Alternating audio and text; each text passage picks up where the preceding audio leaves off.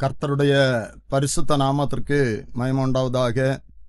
மீண்டுமாய் சத்தியத்தின் நேர நிகழ்ச்சியின் மூலம் இந்த இரவிலே உங்களோடு பேசுவதற்கு கர்த்தர் தந்த வாய்ப்புக்காய் கர்த்தரை துதிக்கிறேன். கர்த்தர் உங்களை, உங்களுடைய குடும்பங்களை, உங்களுடைய பிள்ளைகளை ஆசீர்வதிப்பாராக. இந்த இரவிலும் நம்முடைய தியானத்திற்கு ஆதாரமாக நீதிமொழிகள் 23ஆம் அதிகாரம் 18வது வசனத்தை உங்களுக்கு நினைவுபடுத்துகிறேன். நிச்சயமாகவே முடிவு உண்டு, உன் நம்பிக்கை வீண் போகாது. நிச்சயமாகவே முடிவு உண்டு, உன் நம்பிக்கை வீண் போகாது. இந்த வசனத்தை ஆதாரமாக கொண்டு முடிவு என்கிற தலைப்பில் உங்களுக்கு ஒரு செய்தியை இந்த இரவில் நான் சொல்ல விரும்புகிறேன். அன்பான தேவனுடைய பிள்ளைகளை, எல்லாவற்றிற்கும் நாம் ஒரு முடிவை எதிர்பார்த்து கொண்டிருக்கிறோம். நம்முடைய வாழ்க்கையில், நம்முடைய குடும்பத்தின் பிள்ளைகளுடைய வாழ்க்கையில் முடிவுகளை நாம் எதிர்பார்த்து கொண்டிருக்கிறோம். பரீட்சை எழுதுகிற பிள்ளைகள் ரிசல்ட்டுக்காக, முடிவுக்காக காத்து கொண்டிருப்பார்கள். சிலர் வியாதி நிமித்தம் பிளட் டெஸ்ட்டு இன்னும் ஸ்கேன் எடுத்து அதனுடைய ரிப்போர்ட்டுக்காக, அதனுடைய முடிவுக்காக காத்து கொண்டிருப்பார்கள். இப்படி உலக வாழ்க்கையில் நான் சில முடிவுகளுக்காக காத்து கொண்டிருக்கிறோம். கர்த்தர் இந்த இரவில் சொல்லுகிறாரு, நிச்சயமாகவே முடிவு உண்டு, உன் நம்பிக்கை வீண் போகாது. அப்படி என்று சொன்னால் கர்த்தர் நமக்கு நல்ல முடிவை தரத்தக்கதாக, அப்படியே வேத வசனங்கள் சொல்லுகிறது, அவர் நம்மேல் கிருபை உள்ளவராய் இருக்கிறார். அதற்கு முந்தின வசனத்தில் சொல்லப்பட்டு இருக்கிறது, நீ நாடோறும் கர்த்தருக்கு பயப்படும் பயத்தோடு இரு. நான் ஒவ்வொரு நாளும் கர்த்தருக்கு பயப்படுகிற பயத்தோடு இருக்கணுமா? அப்படி இருக்கும்போது நிச்சயமாகவே முடிவு உண்டு, உன் நம்பிக்கை வீண் போகாது. நம்முடைய நம்பிக்கையெல்லாம் நமக்கு ஒரு நல்ல முடிவு வேணும், நான் எதிர்பார்க்கிற நல்ல முடிவை கர்த்தர் தர வேண்டும் என்று சொல்லி நாம் அந்த நம்பிக்கையில இருக்கிறோம். நிச்சயமாகவே என்று சொல்லி கர்த்தருடைய வார்த்தை சொல்லுகிறது. கர்த்தருடைய வார்த்தை பிராமிஸ் பண்ணி இந்த இரவில் நம்மை பார்த்து சொல்லுகிறது, நிச்சயமாகவே முடிவு உண்டு, உன் நம்பிக்கை வீண் போகாது. இன்னும் கூட ஒரு காரியத்தின் துவக்கத்தை பார்க்கலாம், அதனுடைய முடிவு நல்லது என்று சொல்லப்பட்டு இருக்கிறது. ஒரு காரியத்தை நம்ம செய்கிறோம், இது எப்படி முடியும் என்று சொல்லி நாம் மிகவும் எதிர்பார்ப்போடு இருக்கிறோம். கர்த்தர் சொல்லுகிறாரு, ஒரு காரியத்தின் துவக்கத்தை பார்க்கலாம், முடிவு அப்படி என்று சொன்னால், இன்றைக்கு கர்த்தருடைய வார்த்தையின் மூலம் கர்த்தர் நம்மோடு சொல்லுகிறது, உனக்கு ஒரு நல்ல முடிவை தர நான் வல்லவராயிருக்கிறேன். சிலருடைய வாழ்க்கை இதற்கு ஆதாரமாக இந்த இரவில் நான் உங்களுக்கு சொல்ல போகிறேன். முதலாவதாக ஆதியாகமம் 37ஆம் அதிகாரம் 20வது வசனம் இப்படியா சொல்லுகிறது, நாம் அவனை கொன்று இந்த குழியில் ஒன்றிலே அவனை போட்டு ஒரு துஷ்ட மிருகம் அவனை பட்சித்தது என்று சொல்லுவோம், வாருங்கள், அவனுடைய சொப்பனங்கள் எப்படி முடியும் பார்ப்போம் என்றார்கள். நம்முடைய முடிவு எப்படி இருக்கும் பார்ப்போம் என்று சொல்லி நம்மை குறித்து எரிச்சலாயிருக்கலாம். அது நமக்கு வேண்டியவர்களாயிருக்கலாம், குடும்பத்தாராயிருக்கலாம், நம்முடைய வீட்டின் அருகில் உள்ளவர்களாக இருக்கலாம். சில பிரச்சனைகள் வரும்போது இதோட இவர்கள் அழிந்து போவார்கள், இவருடைய முடிவு எப்படி இருக்கும் என்று சொல்லி பார்ப்போம் என்று சொல்லி அவருடைய உள்ளத்துல எண்ணலாம், வாயினால் பேசலாம். இந்த இரவில் நான் உங்களுக்கு சொல்லுகிறேன், யோசேப்பை அவனுடைய வாழ்க்கையை முடிக்க வேண்டும் என்று சொல்லி சகோதரர்கள் நினைத்தார்கள். இந்த பகுதியை குறித்து நாம் நன்றாய் அறிந்திருக்கிறோம். யோசேப்புக்கு 17 வயது, வாலிப வயது. தகப்பன் மற்ற பிள்ளைகளை பார்க்கிலும் யோசேப்பை நேசித்தார், அதனால பகைத்தார்கள் என்று சொல்லி வசனம் சொல்லுகிறது. இன்னும் அந்த சொப்பனத்தை கண்டு அவன் அதை சொன்னபோது அதைவிட பகைத்தார்கள் என்று சொல்லப்பட்டு இருக்கிறது. இந்த சூழ்நிலையில யாக்கோபு யோசேப்பை அழைத்து, சீகேமிலே ஆடுகளை மேய்த்து கொண்டிருக்கிற உன்னுடைய சகோதரர்களை போய் பார்த்து நலம் விசாரித்து கொண்டு வா அப்படி என்று சொல்லுகிறார். யோசேப்பு தகப்பனுடைய வார்த்தையை கீழ்ப்படுகிற மகன். உடனே நான் போகிறேன் என்று சொல்லுகிறான். சீகேமுக்கு போய் தேடுகிறான். அங்கே அவரை காணவில்லை. அங்கே ஒரு மனிதனிடத்துல கேட்கும்போது, தோத்தானுக்கு போவோம் அப்படி என்று சொன்னார்கள் என்று சொன்னபோது, அவன் அவர்களை தேடி போகிறான். யோசேப்பு அவர்களை காணவில்லை என்று சொல்லி திரும்பி வரவில்லை. எப்படியாகிலும் என் சகோதரர்களை பார்க்க வேண்டும், அவர்கள் நலமாய் இருக்கிறார்களா என்று சொல்லி விசாரிக்க வேண்டும், என் தகப்பனுடைய வார்த்தையை நான் நிறைவேற்ற வேண்டும் என்று சொல்லி அவன் மிக அக்கறையோடு கடந்து செல்லுகிறான். அவன் தூரத்தில் வரும்போது சொப்பனக்காரன் வருகிறான். இவனை நாம் கொல்லுவோம் என்று சொல்லி அவர்கள் சதிய ஆலோசனை பண்ணுகிறார்கள். பண்ணி அவனை கொன்று இந்த குழியில நாம் போடுவோம், அவனுடைய சொப்பனம் எப்படி முடியும் என்று சொல்லி பார்ப்போம் அப்படி என்று சகோதரர்கள் சொல்லுகிறார்கள். இதன் மூலம் நான் உங்களுக்கு சொல்லுகிற செய்தி, அன்பான தேவனுடைய பிள்ளைகளை, நம்மை குறித்து அநேக பேர் வித்தியாசமாக நம்முடைய பிரச்சனையில இவர்களுடைய முடிவு எப்படி இருக்கும், இவர்கள் அழிந்து போவார்கள் அப்படி என்று சொல்லி நினைக்கலாம். நான் நிச்சயமாய் சொல்லுகிறேன், கர்த்தருடைய வார்த்தையை நாம் முதலாவது வாசித்தோம். நிச்சயமாகவே முடிவு உண்டு, உன் நம்பிக்கை வீண் போகாது. நான் கர்த்தருடைய நாமத்தில் நிச்சயமாய் சொல்லுகிறேன், யோசேப்புடைய முடிவு அவருடைய சகோதரருடைய கரத்தில் அல்ல, கர்த்தருடைய கரத்தில் இருக்கிறது. இந்த இரவுல இந்த வார்த்தையை கேட்கிற அன்பான தேவனுடைய பிள்ளைகளே, என்னுடைய காரியம் எப்படி முடியும், என் சூழ்நிலை எப்படி, என் பிள்ளைகளுடைய காரியம் எப்படி முடியும், இந்த காரியத்தில் நான் அழிந்து போவேனா, இந்த காரியத்தில் நான் தோற்று போவேனா என்று சொல்லி எண்ணிக்கொண்டிருக்கிற ஏங்கி கொண்டிருக்கிற பிள்ளைகளே, நல்ல ஒரு முடிவை கர்த்தர் தர வல்லவராயிருக்கிறார். நம்முடைய முடிவு நம்முடைய கரத்திலோ நம்மை சார்ந்தவர்களுடைய கரத்திலோ அல்ல, கர்த்தருடைய கரத்தில் இருக்கிறது. சிலவங்க சொல்லுவாங்க, பிள்ளை பலவீனத்தோடு மிகவும் வியாதியோடு சீரியஸாக இருக்கும்போது டாக்டரை பார்த்து சொல்லுவாங்க, டாக்டர் என் பிள்ளையினுடைய உயிர் உங்க கரத்துல தான் இருக்குது, முடிவு உங்க கரத்துல தான் இருக்குது.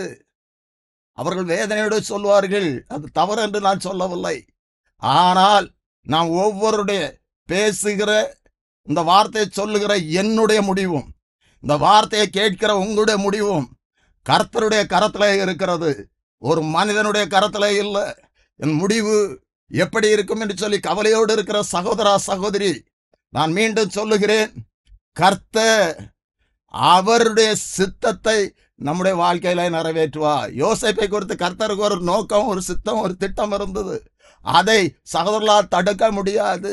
முதலாவது ரூபனோடு பேசினார், இரண்டாவது யூதாவோடு பேசினார். அவனை அந்த குழியிலிருந்து விற்று போட்டார்கள். இப்பொழுது எகிப்துக்கு கடந்து செல்லுகிறான். குழியிலே தூக்கி போடப்பட்டான், வெறுக்கப்பட்டான். எகிப்திலே அவன் போத்திபாருடைய வீட்டிலே அடிமையாயிருக்கிறான். போத்திபார் யோசேப்போடு கர்த்தர் இருக்கிறார் என்று சொல்லி வசனம் தெளிவாய் சொல்லுகிறது. யோசேப்பின் நிமித்தம் வீட்டிலும் வெளியில் அவனுக்கு உண்டான எல்லாவற்றிலும் கர்த்தர் ஆசீர்வாதத்தை கட்டளையிட்டார். யோசேப்போடு கர்த்தர் இருக்கிறார் என்று சொல்லி வீட்டிற்கு விசாரணைக்காரனாக அவனை வைத்தான். அது மிகவும் ஒரு முக்கியமான பொறுப்பு. யோசேப்பு அழிந்து போவான், அவன் முடிந்து போனான் என்று சொல்லி நினைத்தார்கள். அவனுடைய வஸ்திரத்தை ஒரு ஆட்டுக்கடாவை பிடித்து அடித்து அந்த இரத்தத்தில் தோய்த்து யாக்கோபிடத்தில் கொண்டு சென்றார்கள். இது உம்முடைய குமாரனுடைய அங்கிதானோ பாரும், ஒரு துஷ்ட மிருகம் அவனை கொண்டு போட்டது என்று சொல்லி யாக்கோபு நினைத்து கொண்டு இருக்கிறார், என் மகனுடைய வாழ்க்கை முடிந்தது என்று சொல்லி அவர் ஏங்கி துடித்து கொண்டு இருக்கிறார், துக்கத்தோடு இருக்கிறார். அநேக பேர் வந்து ஆறுதல் சொல்லி ஆறுதல் வரவில்லை. இந்த இரவில் நான் மீண்டும் சொல்லுகிறேன் தேவ பிள்ளைகளை, யோசேப்புடைய முடிவு தகப்பனுடைய கரத்திலோ சகோதரனுடைய கரத்திலோ அல்ல, தேவனுடைய கரத்திலே இருக்கிறது. தேவ சித்தம், தேவ நோக்கம் யோசேப்புடைய வாழ்க்கையில நிறைவேறும். அதை யாராலும் தடுக்க முடியாது. நம்முடைய வாழ்க்கையில ஒரு நோக்கம் உண்டு, தேவனுக்கு ஒரு நோக்கம் உண்டு, ஒரு சித்தம் உண்டு. இந்த நாளில என் வாழ்க்கை எப்படி ஆகும் என்று சொல்லி ஏங்கி கொண்டு இருக்கிற தேவ பிள்ளைகளை, கர்த்தர் உங்களை குறித்து ஒரு நோக்கத்தை வைத்திருக்கிறார்.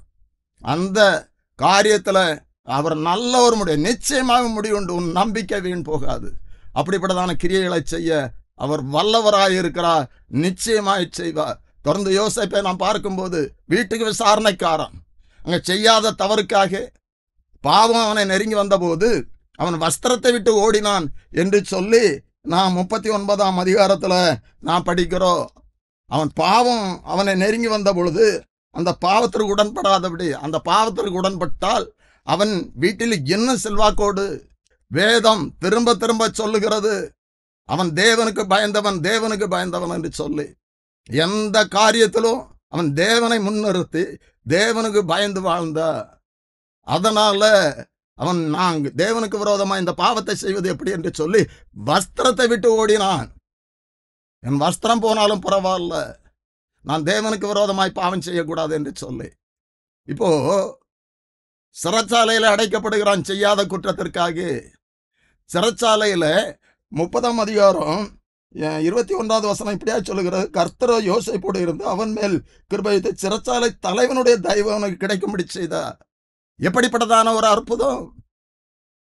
எபிரயன் எகிப்திய தேசத்துல சிறைச்சாலையில் இருந்தாலும் அங்கே அவன் ஒரு பதவி, அவன் அனைவருக்கும் மேற்பட்டவனாய் காணப்படுகிறான். கர்த்தருடைய கிரியை அவன். ஆனால் ஒன்றை நான் உங்களுக்கு சொல்லுகிறேன், அவன் எங்கே இருந்தாலும் கர்த்தருக்கு பயந்திருந்தான். கர்த்தர் அவனோடு இருந்தார். கர்த்தர் அவனோடு இருந்தார். நடந்த காரியம் நமக்கு தெரியும். தொடர்ந்து இங்க 2 பேர் சொப்பனம் காண்றாங்க. அவருடைய அர்த்தத்தை சொன்னான். அதுல சுயம்பாயி பானபாத்திரக்காரன். இப்போ பானபாத்திரக்காரன் இடத்துல ஒரு காரியத்தை சொன்னான், நீ வாழ்ந்திருக்கும் போது என்னை நினைத்துக்கொள் என்று சொல்லி அவன் மறந்து விட்டான் என்று சொல்லி வேதவசனம் சொல்லுகிறது. இப்பொழுது பார்வோன் சொப்பனம் காணுகிறான். அதற்கு அர்த்தம் சொல்ல யாராலும் முடியவில்லை. இப்பொழுது பானபாத்திரக்காரன் சொல்லுகிறான், நான் செய்த குற்றம் இன்றைக்கு தான் என் நினைவுக்கு வந்தது என்று சொல்லி யோசேப்பை நினைவுபடுத்துகிறான். உடனே சிறைச்சாலையிலிருந்து வெளியே கொண்டு வருகிறார்கள். அவன் அந்த சொப்பனத்திற்கு சரியான அர்த்தத்தை சொன்னான். அப்பொழுது பார்வோன் சொல்லுகிறார், ஆதியாகமம் 41ஆம் அதிகாரம் 38ஆம் வசனத்துல, தேவ ஆவியை பெற்ற இந்த மனுஷனை போல் ஒருவன் உண்டோ, ஒருவன் உண்டோ? அங்கே யோசேப்பு உயர்த்தப்படுகிறான், உயர்த்தப்படுகிறான். அன்பான தேவனுடைய பிள்ளைகளை, நம்முடைய கர்த்தர் முகாந்தரங்களை உண்டு பண்ணுகிற கர்த்தர். யோசேப்புக்கு ஒரு தாளந்தை கொடுத்திருந்தார் சொப்பனத்துக்கு அர்த்தம் சொல்லுவதற்காக. நமக்கு ஏதாவது ஒரு காரியத்தில் ஒரு திறமையை தந்திருக்கிறார். அது முகாந்தரங்களை உண்டு பண்ணி நம்மையும் அவர் உயர்த்துவா. அங்கே தொடர்ந்து நாம் பார்க்கும் பொழுது 41ஆம் அதிகாரம் 41வது வசனத்துல இப்படியா சொல்லப்பட்டு இருக்கிறது, பின்னும் பார்வோன் யோசேப்பை நோக்கி, பார், எகிப்து தேசம் முழுமைக்கும் உன்னை அதிகாரி ஆக்கினேன் என்று சொல்லி. எகிப்து தேசம் முழுமைக்கும் அதிகாரி. கர்த்தருடைய நாமத்தில் நான் உங்களுக்கு சொல்லுகிறேன், யோசேப்பு முடிந்து போனான் என்று சொல்லி சகோதரர்கள் தகப்பன் நினைத்து கொண்டிருக்க, கர்த்தர் யோசேப்பை எகிப்தில பெரிய ஒரு அதிபதியாய் அதிகாரியாய் மாற்றுகிறார். அற்புதமான காரியம், அதிசயமான காரியம். நம்முடைய கர்த்தர் அதிசயங்களை செய்கிறவர், அவர் அற்புதங்களை செய்கிறவர். தொடர்ந்து நம்ம பார்ப்போம் என்று சொன்னால், அவன் எகிப்து முழுமைக்கும் பார்வோன் தன்னுடைய கையில் இருந்த முத்திரை மோதிரத்தை கழற்றி, 42வது வசனம் இப்படியா சொல்லு, பார்வோன் தன் கையில் போடப்பட்டிருந்த தன் முத்திரை மோதிரத்தை கழற்றி அதை யோசேப்பின் கையிலே போட்டு மெல்லிய வஸ்திரங்களை அவனுக்கு கொடுத்து பொன் சரப்பணியை அவன் கழுத்திலே தரித்து எல்லாருக்கும் அவன் அறிவித்தான். யோசேப்பினுடைய வார்த்தையின்படி எல்லாரும் நடக்க வேண்டும் என்று சொல்லு. எவ்வளவு அற்புதமான காரியம்! நம்முடைய முடிவு மீண்டும் மீண்டும் நான் உங்களுக்கு சொல்லுகிறேன், இந்த நாட்களில் இந்த வார்த்தையை கேட்டுக்கொண்டிருக்கிற தேவ பிள்ளைகளை, உங்களுடைய வாழ்க்கை மிகவும் ஒரு வேதனையான சூழ்நிலையில காணப்படலாம். வாழ்க்கை வனாந்தரமாய் காணப்படலாம். என்னுடைய முடிவு அது எப்படி இருக்கும் என்று சொல்லி நீங்கள் ஒவ்வொரு நாளும் நினைத்து வேதனைப்பட்டு கொண்டு இருக்கலாம். ராச்சாமங்களிலே அழுது புலம்பலாம். நிச்சயமாகவே முடிவு உண்டு, நிச்சயமாகவே முடிவு உண்டு.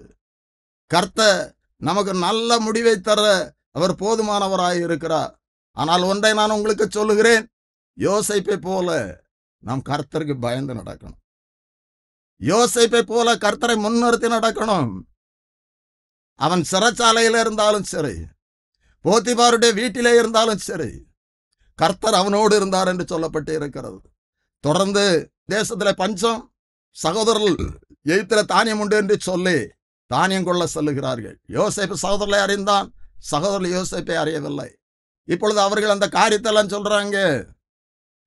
ஒரு சூழ்நிலையில யோசேப்பு சகோதரர்களுக்கு தானே வெளிப்படுத்துகிறான்.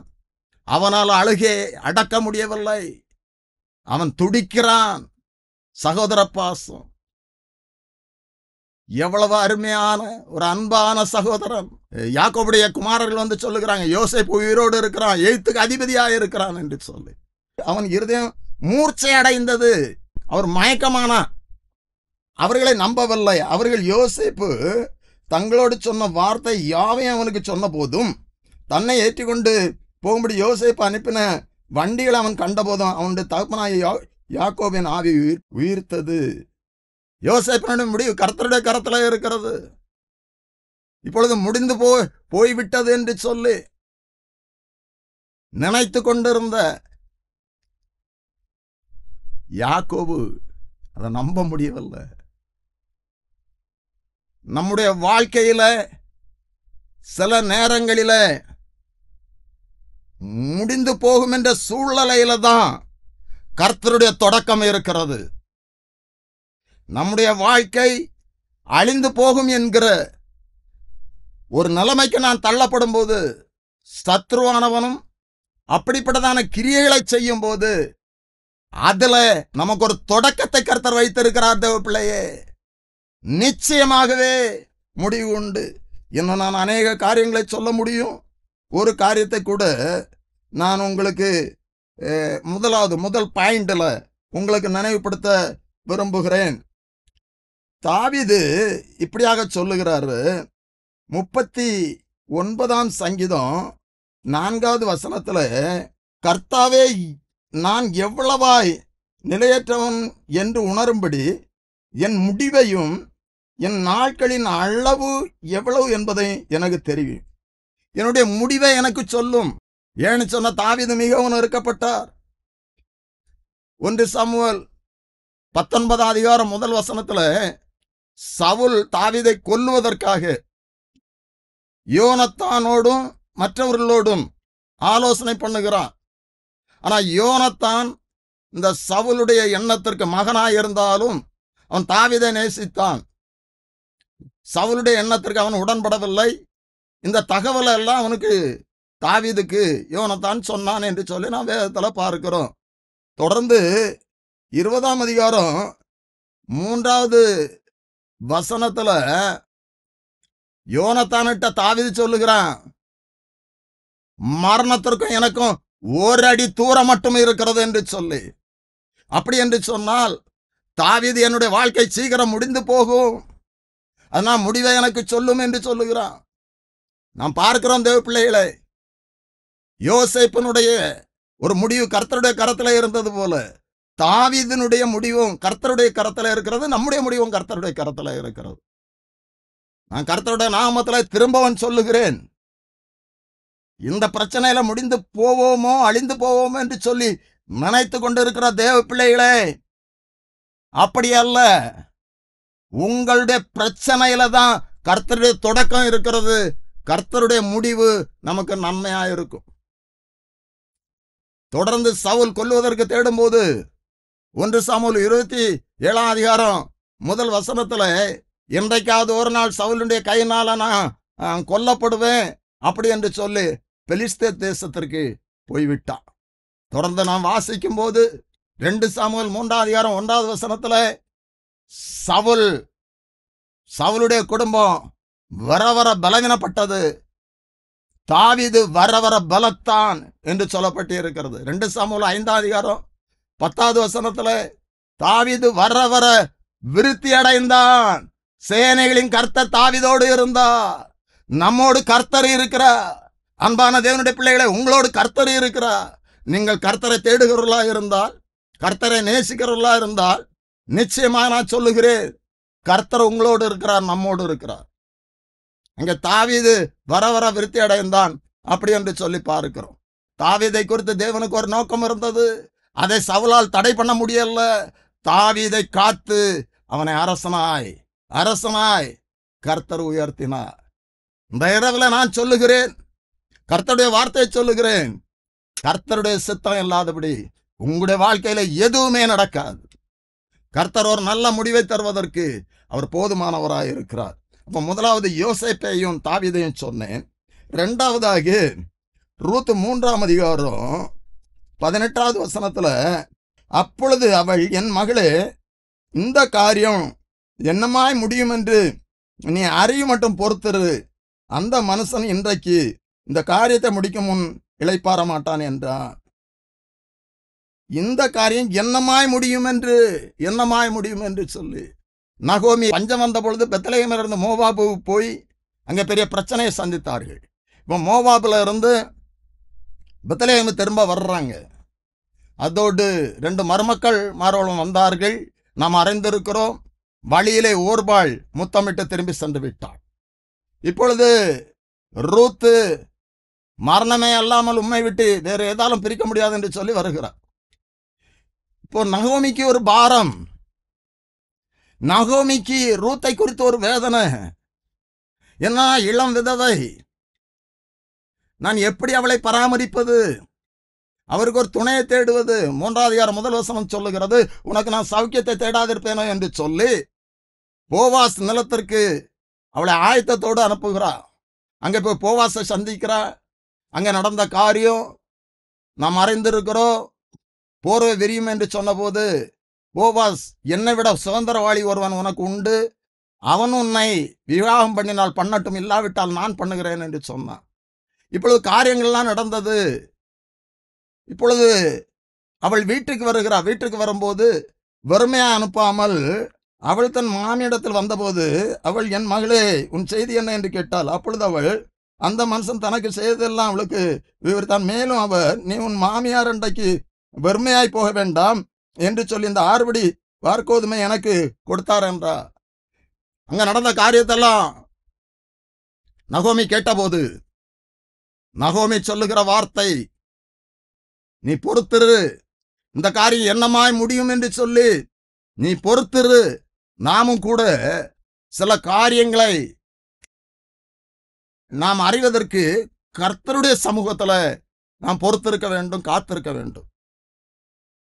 எந்த காரியம் என்னமாய் முடியும் என்று சொல்லி 4ஆம் அதிகாரத்துல நாம் பார்க்கிறோம், அந்த போவாஸ் ரூத்தை மணவாட்டியாய் ஏற்றுக்கொள்ளுகிறார். சில காரியங்கள் அங்கே நடக்கிறது. சுதந்திரவாளிகிட்ட கேட்டபோது அவன் மறுத்தான். இப்பொழுது போவாஸ் ரூத்தை மணவாட்டியாய் ஏற்றுக்கொள்ளுகிறார். இந்த 4ஆம் அதிகாரம் 13வது வசனத்துல, போவாஸ் ரூத்தை விவாகம் பண்ணினான், அவள் அவனுக்கு மனைவியானாள். அவன் அவளிடத்தில் பிரவேசித்த போது அவள் கற்பம் தரித்து ஒரு ஆண் பிள்ளையை பெற கர்த்தரை அனுகிரகம் பண்ணினார். எவ்வளவு ஒரு அதிசயமான காரியம்! வாழ்க்கையில நம்பிக்கையற்ற நிலைமையில என் முடிவு எப்படி இருக்கும் என்று சொல்லி வேதனையோடு இருந்த சூழ்நிலையில கர்த்தர் முகாந்தரங்களை உண்டு பண்ணுகிறவர். போவாஸ் நலத்திற்கு ரூத்தை அனுப்பினா. போவாஸ் அங்கே விசாரித்தா. போவாஸ் சொன்னா, கர்த்தருடைய செட்டைகள் வந்த உனக்கு அவரால் நிறைவான பலன் கிடைப்பதாக என்று சொல்லி போவாசுடைய வார்த்தை அன்றைக்கு வெளிப்பட்டது. கர்த்தருடைய வார்த்தை போவாஸ் மூலம் வெளிப்பட்டது. தொடர்ந்து அந்த போவாஸ் ரூத்தை மனைவியாக ஏற்றுக்கொண்டு ஒரு ஆண் பிள்ளை பெற்றெடுக்க கர்த்தரை அனுக்கிரகம் பண்ணினா. நகோமி, இனி என்னுடைய வாழ்க்கையில ஒரு ஆசீர்வாதம் வருமா? என் முடிவு எப்படி இருக்கும், என் மருமகளுடைய முடிவு எப்படி இருக்கும் என்று சொல்லி ஏங்கி கொண்டிருந்த சூழ்நிலையில, அன்பான தேவனுடைய பிள்ளைகளே, நகோமி அந்த பிள்ளையை எடுத்து தன் மடியிலே வைத்து அதை வளர்க்கிற தாயானாள். இப்பொழுது எல்லாரும் சொல்லுகிறாங்க, நகோமிக்கு ஒரு ஆண் பிள்ளை பிறந்தது, நகோமிக்கு ஒரு ஆண் பிள்ளை பிறந்தது என்று சொல்லி. எவ்வளவு அருமையான காரியம்! அவன்தான் ஓபேத். இயேசு கிறிஸ்து அந்த வம்சத்துல இருந்து தோன்றினார் என்று சொல்லி நாம் பார்க்கிறோம். அப்படி என்று சொன்னால் அழிந்து போகக்கூடிய ஒரு சூழ்நிலையில கர்த்தருடைய தொடக்கம் இருக்கிறது. தேவ பிள்ளைகளை, மீண்டும் மீண்டும் நான் உங்களுக்கு சொல்லுகிறேன், இந்த இரவில கர்த்தருடைய வார்த்தை உங்களுக்கு நேராக கடந்து வருகிறது. என் வாழ்க்கை அழிந்து போகும், என் வாழ்க்கை முடிந்து போகும் என்று சொல்லி நீங்கள் நினைத்தால் கர்த்தருடைய தொடக்கம் அதிலிருந்து தொடங்குகிறது. கர்த்தர் அற்புதங்களை செய்வார். ஏசாயா 60ஆம் அதிகாரம் 20வது வசனத்தின் பிற்பகுதி சொல்லுகிறது, உன் துக்க நாட்கள் முடிந்து போ, உன் துக்க நாட்கள் முடிந்து போகும் என்று சொல்லு. அப்படியே அந்த நகோமி ரூத்துடைய துக்க நாள் முடிந்து போய்விட்டது. எரேமியா 29ஆம் அதிகாரம் 11வது வசனம் சொல்லுகிறது, நீங்கள் எதிர்பார்க்கும் முடிவை உங்களுக்கு கொடுக்கும்படிக்கு நான் உங்கள் பேரில் நினைத்திருக்கிற நினைவில் அறிவேன் என்று கர்த்தர் சொல்லுகிறார். அவைகள் தீன்மைக்கு அல்ல, சமாதானத்துக்கு ஏதுவான நினைவுகளே. நீங்கள் எதிர்பார்க்கும் முடிவை உங்களுக்கு கொடுக்கும்படி, எதிர்பார்க்கிற முடிவை, அன்பான தேவனுடைய பிள்ளைகளே, இந்த இரவுல நீங்கள் எதிர்பார்க்கிற முடிவை கர்த்தர் உங்களுக்கு தர அவர் வல்லவராயிருக்கிறார், வல்லவராயிருக்கிறார். கர்த்தர் அப்படியே கிரியை செய்வார். மூன்றாவதாக யோபு 8ஆம் அதிகாரம் 7வது வசனத்துல யோபுடைய நண்பன் பில்தாத் இப்படியாக ஒரு காரியத்தை சொல்லுகிறார். உம்முடைய துவக்கம் அற்பமாயிருந்தாலும் உம்முடைய முடிவு சம்பூர்ணமாயிருக்கும். உம்முடைய துவக்கம் அற்பமாயிருந்தாலும் முடிவு சம்பூர்ணமாயிருக்கும். யோபுவை குறித்து நாம் நன்றாக அறிந்திருக்கிறோம். யோபுடைய வாழ்க்கையில மிகவும் மிகவும் வேதனையான காரியம், மிகவும் ஒரு சோதிக்கப்படுகிற ஒரு சூழ்நிலை. 6ஆம் அதிகாரம் 11வது வசனத்துல, நான் காத்து கொண்டிருக்க என் பலன் எம்மாத்திரம், என் ஜீவனை நீடித்திருக்க பண்ண என் முடிவு எப்படிப்பட்டது. யோபுக்கும் கர்த்தரை நம்பி விசுவாசத்தோடு இருந்தாலும் கூட என் முடிவு எப்படி இருக்கும் என்று சொல்லி ஒரு எதிர்பார்ப்பு இருந்தது. இங்கே பில்தாத் நண்பன் சொல்லுகிறான், உம்முடைய துவக்கம் அற்பமா இருந்தாலும் உம்முடைய முடிவு சம்பூர்ணமாயிருக்கும், முடிவு சம்பூர்ணமாயிருக்கும். இன்றைக்கு உங்களுடைய துவக்கம் அற்பமாயிருக்கலாம், மற்றவர்கள் அற்பமாய் எண்ணலாம், பேசலாம், ஆனால் முடிவு சம்பூர்ணமாயிருக்கும். யோபனுடைய முடிவை குறித்து நாம் அறிந்திருக்கிறோம். யோபு முடிவை குறித்து யாக்கோபு 5:11 தெளிவாய் சொல்லுகிறார். பொறுமையாய் இருக்கிறவர்களை பாக்கியவான்கள் என்கிறோமே, யோபனுடைய பொறுமையை அறிந்திருக்கிறோமே, கர்த்தருடைய செய்களின் முடிவையும் கண்டிருக்கிறோமே. கர்த்தர் யோபு ரெட்டிப்பாய் ஆசீர்வதித்தார். அவன் இழந்து போனதை எல்லாம் யோபுக்கு கர்த்தர் கொடுத்தார். கர்த்தர் யோபை உயர்த்தினார் என்று சொல்லி பார்க்கிறோம். அற்பமான ஆரம்பம், முடிவு சம்பூர்ணம். யோபினுடைய வாழ்க்கையில கர்த்தர் அற்புதங்களை செய்தார். முதலாவது யோசேப்பை குறித்து சொன்னேன், அதோடு கூட தாவீதை குறித்தும் நான் தியானித்தோம். இரண்டாவதாக ரூத்தை குறித்து சொன்னேன். மூன்றாவதாக யோபு. நிச்சயமாகவே முடிவு உண்டு. உன் நம்பிக்கை வீண் போகாது. இந்த இரவுல இந்த வார்த்தையின்படி அன்பான சகோதரா சகோதரி, உங்களுடைய வாழ்க்கையில கர்த்தர் கிரியை செய்வார். நீங்கள் கலங்க வேண்டாம், நீங்கள் திகைக்க வேண்டாம். கர்த்தரை விசுவாசியுங்கள். கர்த்தருடைய கரத்துல உங்களுடைய காரியங்களை ஒப்பு கொடுங்கள்.